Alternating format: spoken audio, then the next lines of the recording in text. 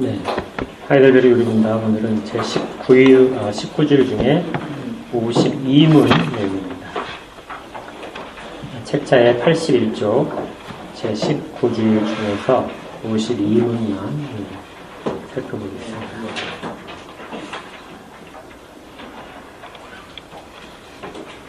자, 질문을 읽고 여러분들이 같이 답을 읽으시면 됩니다. 52문 질문입니다. 그리스도께서 살아있는 자들과 죽은 자들을 심판하러 오실 것은 당신에게 어떠한 위로를 줍니까? 내가 어떠한 슬픔과 핍박을 당하더라도 저의 나를 대신하여 하나님의 심판대 앞에 서시사 내게 임한 모든 저주를 제거하신 바로 그분이 심판자로서 하늘로부터 오시기를 머리를 들어 기다립니다. 그가 내 모든 원수들, 곧 나의 원수들은 영원한 멸망으로 흥분하실 것이며 나는 그의 택함을 받은 모든 사람들과 함께 하늘의 기쁨과 영광 가운데 그에게로 이끌어 들이실 것입니다. 하이델베르크 요리문답에서 이제 그 과거, 현재, 미래 시제로 되어 있는 예수 그리스도에 관한 것 중에서 미래에 대한 부분, 그리스도의 재림을 다루게 됩니다. 우리가 보통 그리스도의 재림에 대해서 살펴보게 되면 사람들의 관심은 어디에 많이 쏠리냐면요. 언제 오실 것인가? 이게 아마 가장 많이 쏠리는 것 같아요. 그리고 또 오실 때 어떻게 오실 것인가? 오실 때 징조는 무엇인가? 이런 것들이 주로 우리의 관심사로서 될 텐데요. 하이델베르크 요리문답은 여기에 대한 것들은 전혀 생각지 않습니다. 언제? 어떻게? 징조는? 이것은 언급하는 내용이 아니에요. 대신에 가장 중요한 내용으로서 무엇을 하냐면 그렇게 오실 때 그 심판이 우리에게 무슨 위로를 주느냐 하는 것입니다. 그러니까 장래일에 관심이 아니고 그것을 바라보는 지금 현재에 초점을 맞추는 것이죠. 하이델베르크 요리문답은 그래서 늘 현재에 가장 우선순위를 두거든요. 우리가 그것을 알고 있다면 이 상태에서 어떤 위로를 받고 있느냐. 이게 위로가 또 중요한 단어입니다. 계속해서 하나님의 강력한 위로 가운데서 하이델베르크 요리문답은 요리를 쭉 전개를 하고 있는데 이 가운데서는 심판주로 오실 것에 대해서는 무슨 위로가 우리에게 올 것이냐 하는 것이죠. 49문에서 우리가 이 부분을 조금 다룬 적이 있습니다.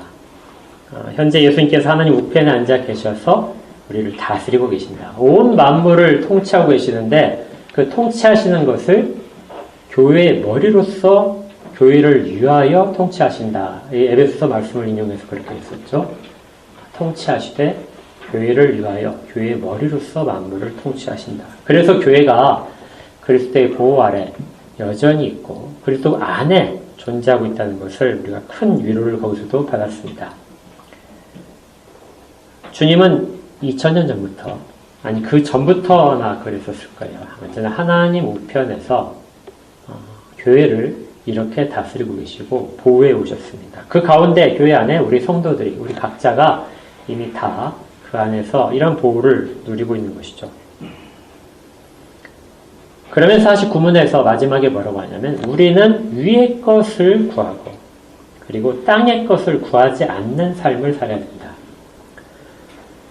그러니까 그렇게 예수 그리스도의 통치 아래에 있으면 그리고 그 가운데에서 우리를 이 땅 가운데 두시고 계신다면 우리는 계속해서 위의 것을 사모하고 위의 것을 실행할 수 있도록 해야 되고 그 다음에 땅의 것에 모든 마음을 쏟지 않도록 그렇게 해야 되는 것이죠. 바울 사도께서 디도서에서 이렇게 말씀하신 것이 있어요. 그가 우리를 대신하여 자신을 주심은 모든 불법에서 우리를 속량하시고 우리를 깨끗하게 하사 선한 일을 열심히 하는 자기 백성이 되게 하려 하십니다. 그러니까 우리를 구속하셨어요. 구속하시고 우리를 거룩하게 깨끗하게 하셨는데 그리고 이 땅에 두신 이유가 무엇이냐? 선한 일들. 이 선한 일들은 하나님의 법에 맞는 것들, 하나님의 뜻에 맞는 것들이 모두 다 선한 것입니다. 그 선한 것을 하도록 이 땅 가운데 두셨다. 그런데 그냥 하는 것이 아니라 어떻게 해요? 열심히 하도록. 열심히라는 단어가 들어있어요. 열심히 하도록 이 땅 가운데 두셨다. 그래서 우리는 지금도 선한 일을 알고 그것을 열심히 하고 있어야 됩니다. 지금 이 그리스도의 재림은 그런 사람들에게 위로가 되는 말씀이라는 거예요. 그러니까 이 땅 가운데서 열심히 살고 있지 않아요. 선한 일을 하는 데 있어서 어떤 그 분별력도 없어. 이런 사람들에게 재림은 결코 위로로서 다가오지 않을 것이다 하는 것을 포함을 하고 있습니다. 오로지 현재 삶에서 우리가 마땅히 살아야 될 삶을 가장 잘 알고 있는 사람들은 그리스도께서 심판하러 오실 때, 재림하시러 오실 때 그때 우리는 아주 강력한 위로를 받게 된다는 거예요. 그런데 이 부분을 이렇게 시작을 합니다. 답을 보게 되면요. 이렇게 돼 있죠. 내가 어떠한 슬픔과 핍박을 당하더라도 이 땅 가운데 삶을 지금 우리가 선한 일을 열심히 하는 삶을 뭐라고 하냐면 그 가운데 우리가 슬픔과 핍박을 당한다고 시작을 합니다. 그러니까 그리스도께서 오시는 것은 우리에게 우리가 지금 현재 어떤 상태로 슬픔과 핍박 가운데 있는데 이것을 제거하기 위해서 오시기 때문에 위로가 되는 것이죠. 요리분답은 사실 이 비참함을 큰 주제로 갖고 있습니다. 앞에 일부에서가 다 비참함이었거든요. 산문에서 시작하기를 우리가 비참한 가운데 있다 하고 시작을 했어요. 그리고 비참함 속에 있는 인간들에게 무엇이 위로가 되는가 하는 부분으로서 시작을 했는데요. 그런데 지금 52문까지 왔습니다. 그렇지만 여전히 슬픔 가운데 있어야 되고 핍박 가운데 있고 그래서 아픔과 그 고난들을 겪고 있는 상황은 전혀 달라지지 않은 것 같아요. 그렇게 시작을 비참함 속에서 시작을 했다면은 지금쯤이면은 이렇게 좀 막 내용이 전개됐잖아요. 그럼 지금쯤이면은 조금 기쁨으로 가득 차야 될 텐데 그런데 현재 우리의 삶에서 슬픔과 핍박 가운데 여전히 있다. 이걸 전제를 하고 위로를 이야기하는 것이죠. 이 부분을 우리가 조금 더 구분을 해야 됩니다. 왜 우리의 신앙생활을 처음 시작할 때도 비참함이고 현재도 우리가 슬픔 속에 있는가? 산문을 자세히 보시면요, 우리의 과거의 비참함은 죄와 연결되어 있습니다. 그래서 거기에 설기를 나의 죄와 비참함이었어요. 과거에 우리가 예수를 알기 전에는 비참함이 죄 때문에 발생을 하고 있었습니다. 그런데 안타깝게도 죄가 무엇인지를 모르는 사람들은 비참함도 전혀 깨닫지 못하는 것이죠. 실질적으로는 엄청난 비참함 가운데 있는데 그들이 그리고 슬픔을 느껴야 되는데도 불구하고 그것을 느끼지 못하는 상태가 그들 가운데 있었던 겁니다. 우리도 과거에 그런 상태였고요. 그러다가 정말 은혜로 우리의 죄를 깨닫게 되는 것이죠. 그 죄는 율법을 통해서 깨닫게 되죠. 율법은 십계명이나 신명기에 있는 그 율법뿐만이 아니라 하나님의 모든 법을 말합니다. 하나님의 법을 깨달으면 그 법 아래 우리를 비춰봤을 때 얼마나 우리가 법을 거스리는 자인가. 그 법을 요구하시는 하나님께서 얼마나 우리의 그 독점적인 사랑을 요구하시는지. 그런데 그걸 하지 못한 우리의 비참한 현실들이 아픔으로 남아있었던 것이죠. 우리는 세상이 주는 그 안위함에 대한 그 마약과 같은 그런 상태에 머무는 것이 아니라 그것부터 깨어나서 실질적인 고통을 느끼기 시작할 때 어떻게 보면 이것은 우리가 구원받은 자라는 강력한 증거일 수 있습니다. 죄를 싫어하고 하나님이 그 죄에 대해서 진노하고 계신다는 것을 깨달았을 때 그것은 우리의 구원의 시작점이죠.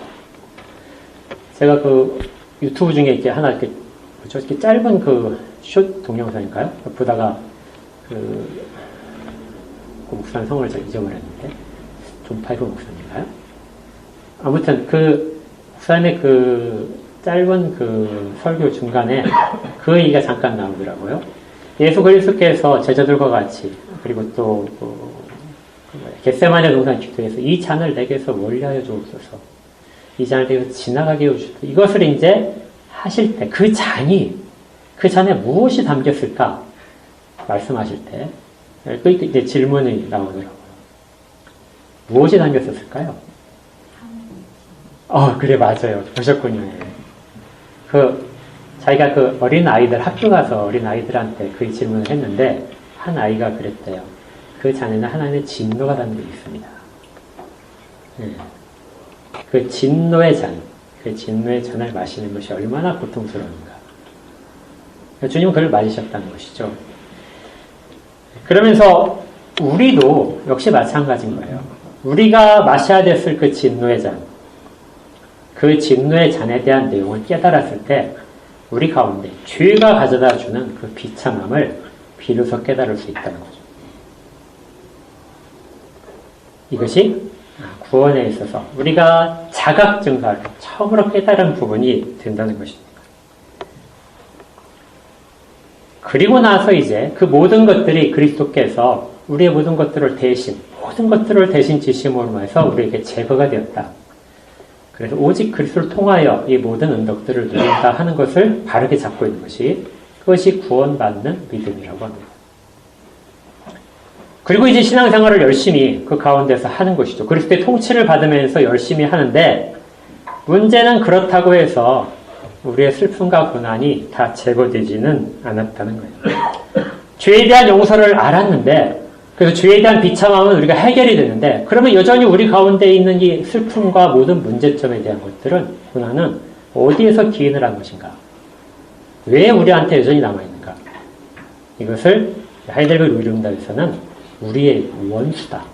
우리의 원수 때문에 우리가 이렇게 슬픔과 핍박 가운데 있다고 말합니다. 127문의 주기도문의 제일 마지막 그 조항, 6번째 간구에서 그것이 명확하게 표시가 되어 있어요. 주기도문의 제일 끝부분에 가서 마지막으로 우리가 볼 것이 우리를 어디에서요? 시험에 들게 하지 마시고 악에 속아 없어서 그 악이 우리 가운데 여전히 있다는 것이죠.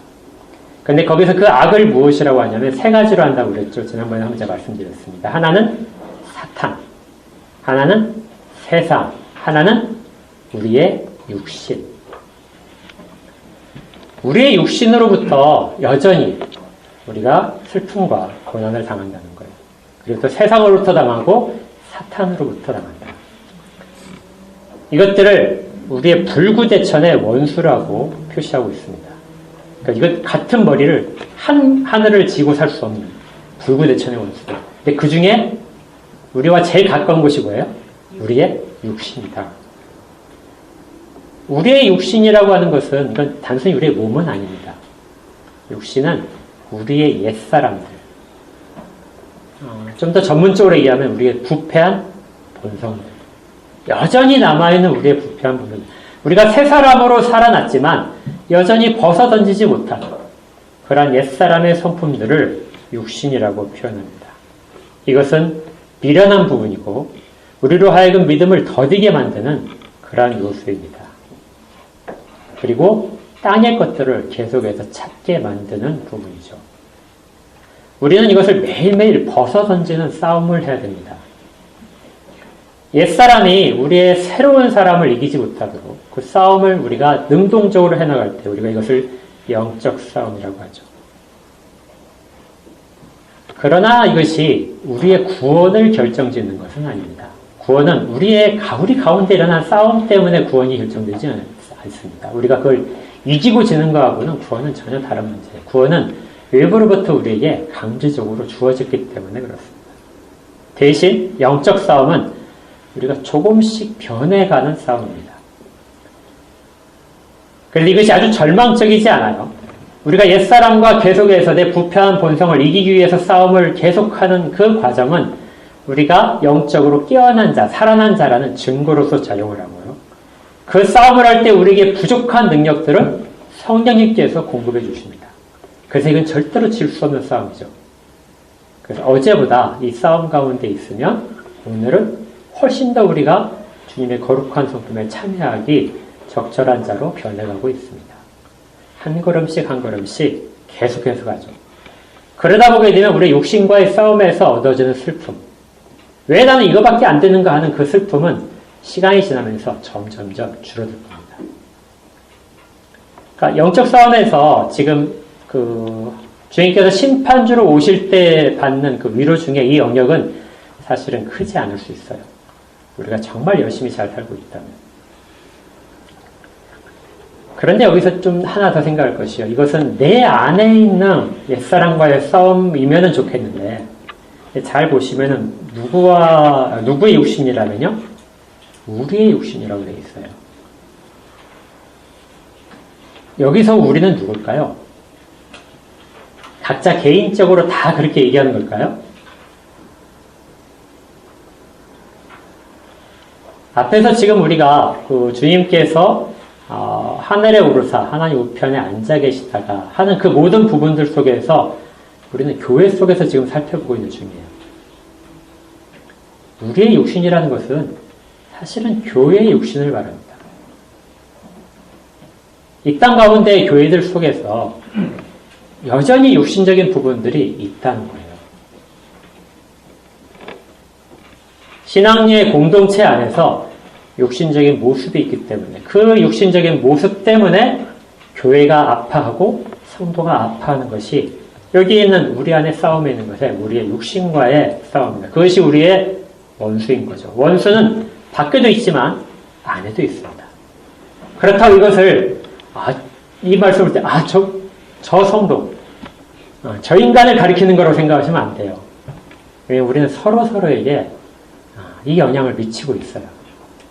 우리에게 있는 옛사람의 흔적들, 부패한 본성은 나만 힘들게 할까요? 옆에 있는 다른 사람, 옆에 있는 성도의 새 사람을 힘들게 하는 것은 내가 가진 옛사람의 본성입니다. 그것이 옆에 있는 성도를 힘들게 하죠. 그 성도의 부패한 본성이 다른 성도를 힘들게 합니다. 서로가 서로에게 이렇게 하기 때문에 이것을 우리의 육신이라는 표현 속에 담고 있는 것 같아요. 내 부패한 본성은 다른 사람에 있는 생명의 싹들을 자라는 것을 계속해서 방해할 수 있습니다. 그래서 갈라디아서에서 사도 바울께서는 이 부분에 대하여 이렇게 계속해서 경고를 했어요. 5장에 보게 되면 형제들아 너희가 자유를 위하여 부르심을 입었으나 그러나 그 자유로 육체의 귀를 삼지 말고 오직 사랑으로 서로 종노릇하라.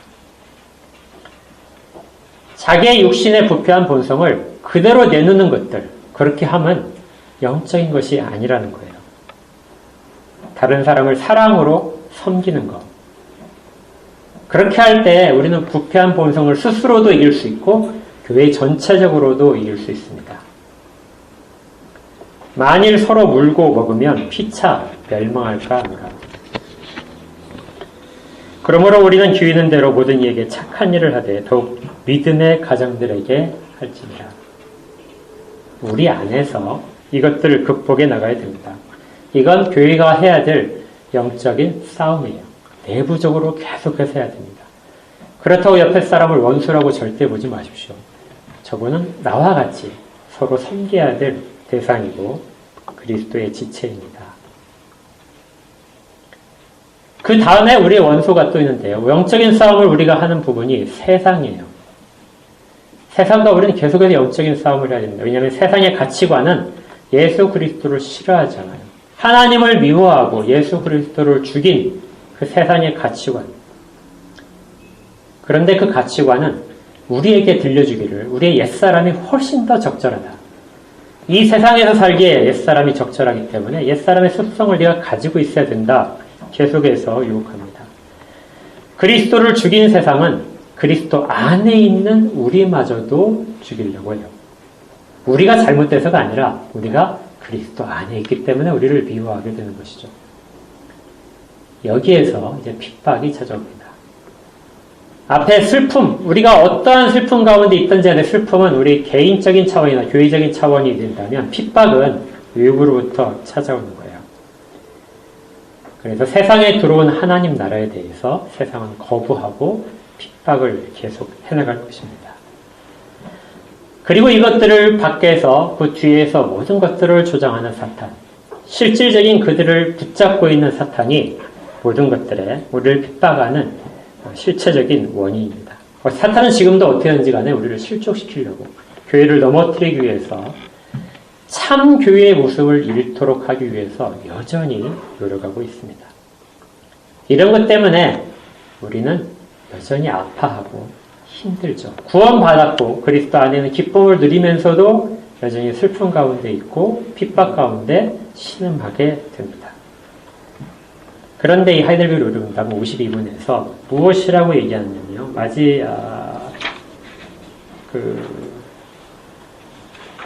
첫 번째 문장의 마지막을 보면요. 그리스도께서 하늘로부터 오시기를 어떻게 하고 있어요? 머리를 들어서 기다리고 있는 거죠. 머리를 든다는 표현이 뭘까요? 우리가 이 땅에 사는데 머리를 들고 기다려야 돼요. 머리를 든다는 얘기는 당당한 것이죠. 우리가 스스로에게 자랑 삼는 것입니다. 이 슬픔과 핍박이 있다 할지라도 그것을 우리가 머리를 숙이게 하고 좌절하고 땅의 것을 계속해서 보게 만드는 그런 식으로 우리를 변화시킬 수 없는 것. 그것이 머리를 드는 것입니다. 우리는 슬픔이 있다 할지라도 핍박이 있다 할지라도 머리를 들고 살아야 돼요. 그리고 그것이 바라보는 그 시선은 우리가 물리적으로 하늘에 있는 것이 아니지만 하나님 우편에 계신 우리의 통치자이고 우리의 보호자이신 예수 그리스도를 바라보는 시선이 되어야 됩니다. 용기와 소망이 담겨있는 그 자세, 머리를 드는 것입니다. 여러분들 아무리 힘드시더라도 정말 좌절들다 싶다 하더라도 어떻게 해야 돼요? 머리를 드십시오. 우리의 당당함, 우리의 모든 영광들 그것이 우리 가운데 있으니까요. 우리가 아까 데살로니가 후서 1장 3절부터 봤지만요. 우리는 핍박이 올수록 우리가 슬픔 가운데 맞이할수록 그것을 믿음이 자라는 양분으로 삼게 됩니다. 믿음이 더욱 자라고 너희가 각기 서로 사랑함이 점점점 더 풍성해지고 그럼으로써 우리가 교회에서 우리가 친히 하나님의 여러 교회에서 우리가 친히 자랑거리로 되는 것이에요. 그 자랑거리가 되는 것이 우리가 머리를 들고 있기 때문에 되는 거죠. 그런데 그 머리를 든 사람들이 무엇을 통해서 이것들을 실천해 가냐면 4절에 보니까 인내와 믿음으로 실천해 갑니다.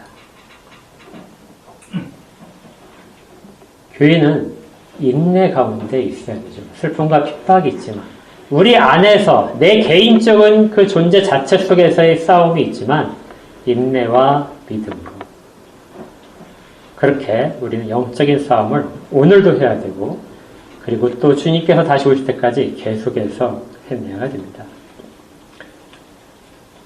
이렇게 열심히 살고 있을 때 그때 진정한 위로가 오게 되는 것이죠. 주님이 심판자로 오실 것입니다.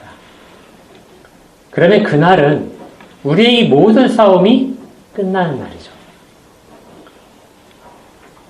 전쟁을 막 힘겹게 하고 그렇게 하고 있는데 전쟁이 어느 날 갑자기 딱 끝났어요. 그리고 우리가 승리했다고 막 승리의 나팔을 붑니다. 그날 얼마나 기쁠까요? 우리가 계속해서 싸움을 하고 있지 않았다면 그 승리의 나팔이 전혀 의미가 없을 거예요. 그런데 승리의 싸움을 하고 영적인 싸움 가운데 계속해서 핍박 가운데서도 인내와 믿음을 지켜나가고 있을 때 그 날은 정말 큰 위로의 날이 됩니다. 그래서 우리는 그 날이 오기를 기다리고 있는 것이죠. 그래서 주께서 오시는 날이 우리 가운데 위로를 준 현재 있는 우리에게도 위로가 됩니다. 이 슬픔과 핍박들이 그날에는 끝날 것이다. 그런데 또 이것을 더 강력하게 이야기하는 게 있어요. 그날에 그 심판주로 오시는 분이 누구시냐? 우리를 위해서 우리의 모든 것들을 대속하신 분이에요. 하나님의 진노를 우리를 대신해서 다 짊어지신 분이에요. 다른 사람이, 다른 존재가 심판주로 오는 것이 아니라 그분이, 그렇게 하신 분이 우리의 심판주로 오시니까 우리가 얼마나 안도가 됩니까? 우리가 믿음이 없을 때에도 그분이 그 모든 것들을 지셨는데 우리가 지금 믿고 있다면 얼마나 그분이 주시는 위로가 강력하겠어요. 그분이 오시는 것이 우리 가운데 어떤 두려움으로 작용할 수 있겠습니까? 다 우리를 대신해서 하셨는데 여러분들이 누구 잘 아는 분이 지금 판사로 있다고 생각을 해보십시오. 여러분들이 무고해요. 근데 혹시라도 잘못된 판사가 있다면 여러분에게 잘못된 판결을 할 수 있겠죠. 근데 여러분을 아주 잘 알아요. 여러분을 위해서 모든 것들을 다 담당한 분이 심판주입니다. 여러분이 불안해할 이유가 뭐가 있겠어요? 그 예수 그리스도께서 그 이전에 계시던 곳으로부터 그 모든 권세를 가지신 그곳, 그리고 우리를 다스리시던 그곳으로부터 우리 가운데로 심판주로 오신다. 심판은 부정적인 것이 아닙니다. 심판은 옳고 그름에 대한 선언이에요. 판결입니다. 그러면 우리에게는 결코 징벌로서의 판결이 아니라 우리로 칭찬에 대한 것, 영광 가운데로 들어오는 판결이 이루어질 겁니다. 그래서 두 가지의 결과가 남게 되는 것이죠. 뒷부분의 문장을 읽겠습니다. 그가 그의 모든 원수들, 곧 나의 원수들, 내가 지금까지 힘들게 했던 그 모든, 나로 하여금 힘들게 만들어 그 모든 원수들은 그리스도의 원수들이에요. 그것들을 영원한 멸망으로 형벌하시기 위해서 오십니다. 심판은 두 가지 면이에요. 모든 원수들을 영원한 형벌을 주시기 위해 오신다. 그리고 정말 믿는 자들에게는 나는 그의 택함을 받은 모든 사람들과 함께 하늘의 기쁨과 영광 가운데 그에게로 이끌어 드리실 것입니다. 현재 우리의 몸이 하늘에 있다고 하신 것처럼 그리스도 안에 있는 그 상태가 더 완전해지고 극치에 달하는 것으로서 우리가 예수 그리스도 안으로 포함될 것입니다. 두 개 중에 위로가 되는 것은 우리가 이 땅 가운데 현실을 살아갈 때의 모습에 연결이 되어 있는 것이죠. 종말을 생각하게 되면, 주님의 재림을 생각하게 되면 아까 처음에도 봤지만요, 언제 어떻게 오시는가, 그리고 그 징조가 무엇인가, 얼마나 그 세상이 비참할 것인가, 이렇게 그 부분에 관심을 두다 보게 되면 우리의 신앙이 그 모든 환난의 순간을 겪지 않는 것에 초점이 맞춰 있게 돼요. 그래서 어떤 사람들은 정말 심판이 무서워서 예수를 믿으려는 사람들도 있습니다. 그런데 성경에서 우리에게 가르치신 것은 그러한 믿음이 아니라 이 땅에서 열심히 살다가 그것들이 위로를 받는 날, 두려움의 날이 절대 아니고 위로를 받는 날로서 주님이 오시는 것을 기다리게 만드는 것이죠. 고난과 슬픔이 기쁨과 영광으로 바뀌는 날입니다. 데살로니가 후서 1장 12절에 이렇게 되어 있어요. 우리 하나님과 주 예수 그리스도의 은혜대로 우리 주 예수의 이름이 너희 가운데서 영광을 받으시고 너희도 그 안에서 영광을 받게 하려 함이니라. 주님께서 그때 오실 때 누구를 심판하실 것인가? 모든 사람을 심판하십니다. 이걸 표현을 어떻게 하고 있냐면요, 살아있는 자와 죽은 자를 심판하러 오신다. 살아있는 자와 죽은 자는 그 영적으로 깨어있는 자와 영적으로 죽은 자, 이걸 하는 말이 아니에요. 살아있는 자와 죽은 자는 현재 살아있는 사람들. 죽은 자는 이미 죽어서 땅에다 묻힌 사람들. 이 모든 사람들을 다 심판하신다는 거예요. 죽은 자들은 어떻게 해서 심판을 받죠? 부활을 해서 받죠. 그래서 우리가 이 땅 가운데서 죽더라도, 땅에 묻혀서 우리 육신이 조금씩 분해해서 사라지더라도 부활 속에서 우리가 했던 모든 일들에 대한 의로움에 대한 칭찬들, 그리고 그리스도를 믿었던 것에 대한 칭찬들, 그 기쁨들은 우리가 부활한 상태에서 누리게 됩니다. 그래서 하이델베르크 요론담에서 제 1문에서 이렇게 시작했었어요. 제 1문을 한번 보시면 질문이 이거 있었죠? 살아서나 죽어서나 당신의 유일한 위로는 무엇입니까? 여기에서 살아서라는 건 우리가 지금 살아있으면서 위로가 되는 걸 말하고요. 그 다음 또 뭐죠? 죽어서도. 우리가 죽은 다음에도 위로가 있다는 거예요. 그것이 살아서나 죽어서나 난 나의 것이 아니요 몸도 영혼도 나의 신실한 구주 예수 그리스도의 것입니다.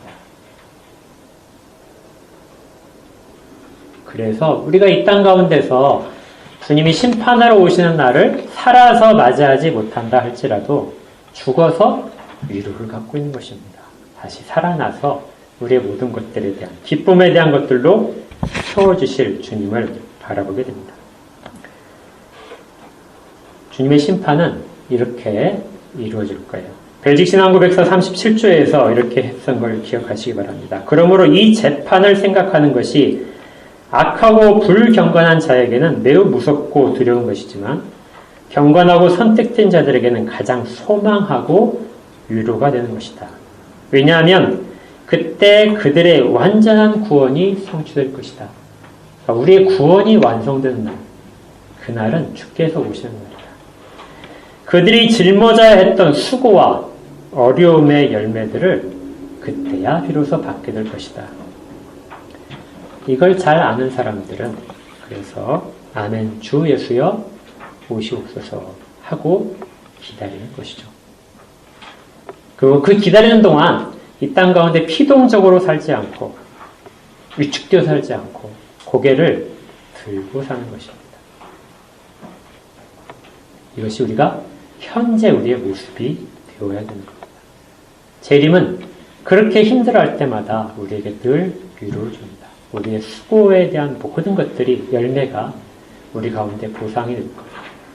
우리를 칭찬하실 주님, 잘했다. 하고 칭찬하실 주님을 만나는 날. 그리고 더 이상 우리에게 슬픔이 없고 핍박이 없고 고통이 없는 그런 곳으로서 우리는 그날을 기다리고 있는 것입니다. 부디 여러분 늘 머리를 드십시오. 네, 그렇게 하고 오늘을 정말 선한 일을 열심히 하면서 살기를 바랍니다. 저와 여러분이 이 일을 다 함께 가기를 주의 이름으로 축복합니다. 기도하겠습니다. 하나님 아버지, 심판을 기다리고 있는 자들의 모습 속에서 두려움이 아니라 소망을 가지고 용기를 가지고 우리가 지금까지 열심히 살아가던 모습 그대로 주께서 우리를 위로하실 날을 기다리며 살아가기를 원합니다. 주님께서 말씀하셨사오니 우리 가운데 이루실 것을 믿습니다.